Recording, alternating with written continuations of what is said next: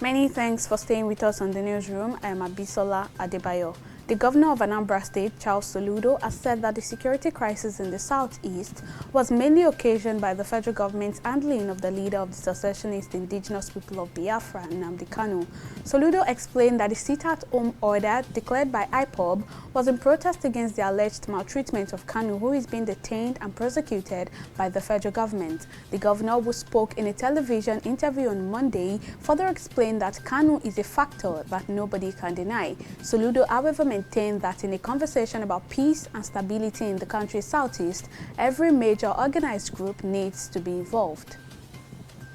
A former Minister of Power, Bath Nnaji, has declared his intention to contest the 2023 Enugu governorship seat under the platform of the People's Democratic Party, PDP. Nnaji made his intention known in a brief ceremony held at his country home in the Nkanu East local government area of the state, when a new Enugu Coalition for Good Governance presented both expression of interest and nomination forms purchased to him. In his acceptance speech, the governorship aspirant reiterated that he wants to be at the helm of affairs so that he can add value to his state.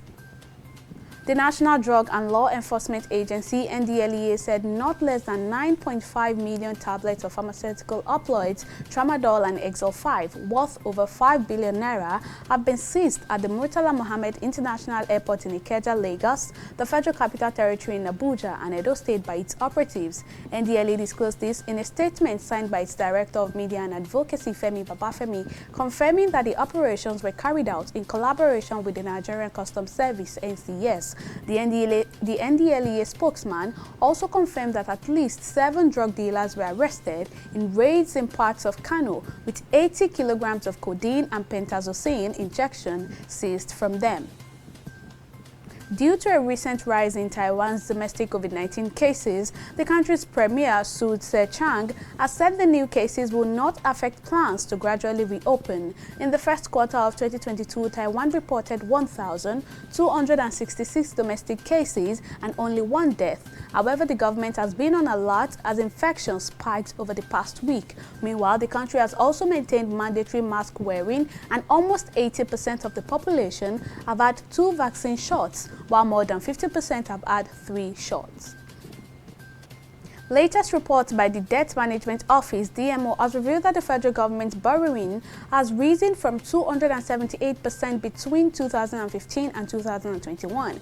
According to the report, the new borrowing allocation for 2015 was 1.46 trillion naira, which was 90% of the 1.62 trillion naira budget deficit. For 2021, the allocation for new borrowing was 5.49 trillion naira, which was 85% of the 6.45 trillion naira budget deficit. The document further identified issues around the public debt level, which includes fast-growing debt, high rising service-to-revenue ratio, and concerns around the use of proceeds from the debt.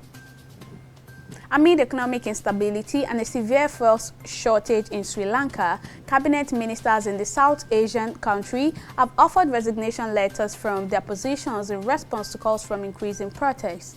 Government officials in the country confirmed that all cabinet ministers had handed in their resignation letters, paving way for all political parties to form a new cabinet following discussions held with Prime Minister Mahinda Rajapaksa. Sri Lanka had for days seen protests urging the government to take measures immediately to solve the long power cut and fuel shortage. The country had also suffered a shortage in essential supplies such as food and medicine and foreign currencies, with several sectors being affected as a result.